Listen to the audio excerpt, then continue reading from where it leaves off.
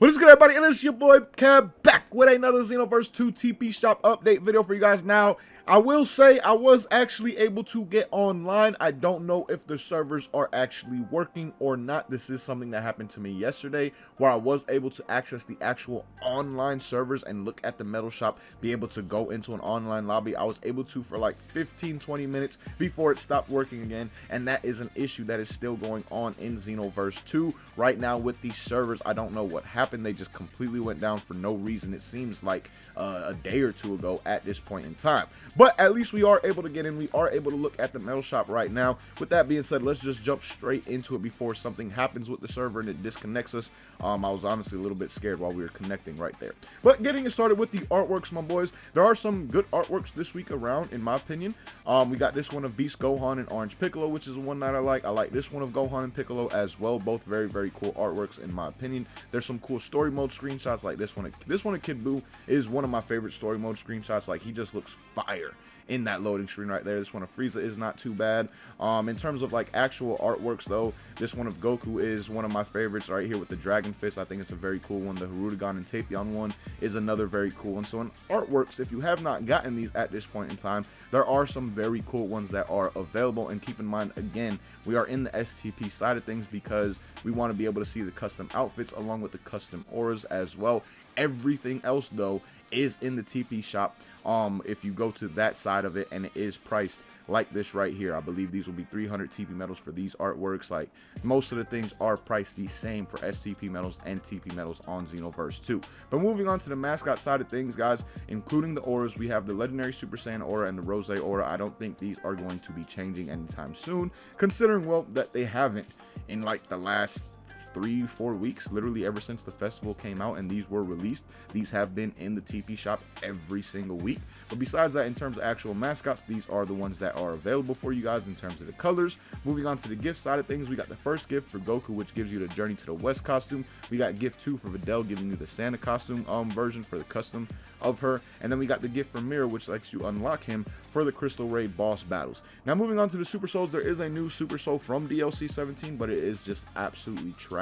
What it does is once your health is below 25%, all your allies will restore an XXL amount of health and ki. Again, absolutely trash right there, because usually when you're talking about allies and trying to help them out, it's going to be in like parallel quest, raids, things along those lines. But at the same time, in parallel quests and raids, you want to be doing as much damage as possible, and you should not plan on going below 25%, especially in a parallel quest. I mean, there's not really many moves that are going to kill you in one shot. There's always time to use items, so this is just not a very useful Super Soul at all. But there is a decent Super Soul, or a pretty good one with Turles' Super Soul right here. When using a reinforcement skill, you get a boost to all your attacks by an XL amount. Combining this with something like Fruit of Tree of Might or something like that makes a very, very good combination when it comes to your damage, without a doubt. But besides that, we do have the one from Hercule.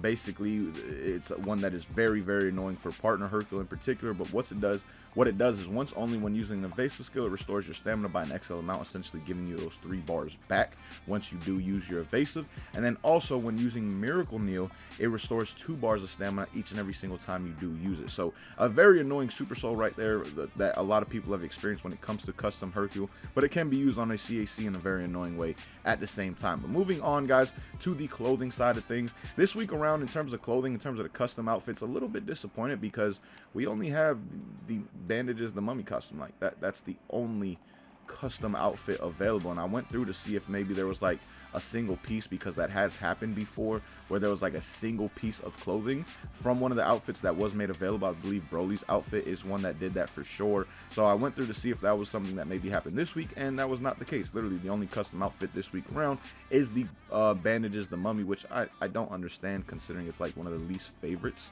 like of all custom outfits to leave by itself in the TP shop / STP shop. That is not the one.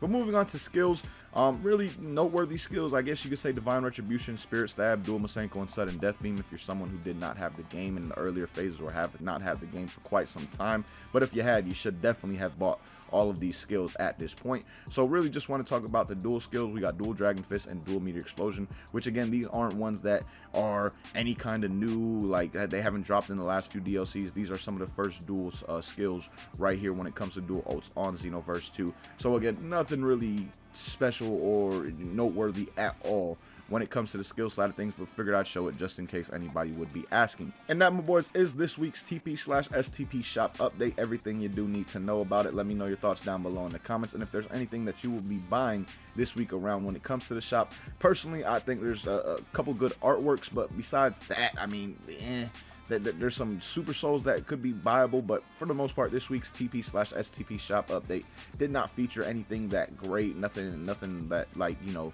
really just makes you want to get on the game to purchase it and just go on the STP shop. Like with the STP shop, I feel they should leave custom outfits in there for at least 2 to 3 weeks. Like if they want to add more, cool, but at the same time, these outfits should be left available as long as the bandages, the mummy costume has been, to be honest. That one has been available for like 4 or 5 weeks, and that makes sense considering it's not easy to obtain STP medals in this game without buying them. So for them to only offer that this week around kind of sucks. You know, this week could have been the week where somebody finally got enough STP medals after the current raid that's going on, maybe, to where they can get one of the outfits that they've been wanting. But again, the only thing that is available is the bandages, the mummy costume, sadly. So again, let me know your thoughts down below, though, what you guys think of it. Until next time, thank you guys for watching. Hope you enjoyed, and as always, hope you have a good one.